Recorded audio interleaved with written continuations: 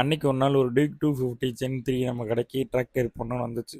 அந்த வண்டிக்கு டயரை கலட்டுறதெல்லாம் ஈஸி தான், மாட்டுறதும் ஈஸி தான். ஆனால் காற்றடிக்கிறது மட்டும் ரொம்ப கஷ்டம்.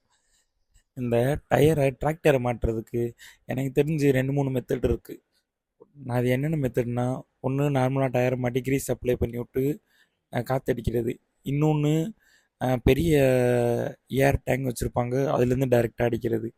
இன்னொன்று தண்ணிக்குள்ளே போட்டு முக்கி அடிக்கிறது. இது மாதிரி உங்களுக்கு வேறு எதுவும் இருந்துச்சுன்னா அதை கமெண்டில் சொல்லுங்கள், தெரிஞ்சுக்கிறேன் நானும்.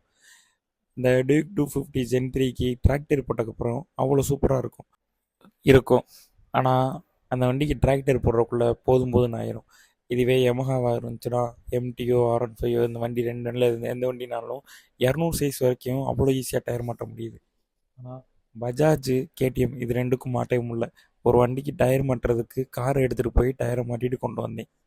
டிராக்டர் போட்டதுக்கப்புறம் இந்த 250 ஜென் 3க்கு லுக்கு எப்படி இருக்குன்னு நீங்களே பார்த்து சொல்லுங்கள். இதே மாதிரியே உங்களுக்கும் போடணும்னா நம்ம சேனலை சப்ஸ்கிரைப் பண்ணிக்கோங்க. கீழே கான்டாக்ட் நம்பர் தரோம், கான்டாக்ட் பண்ணிக்கோங்க.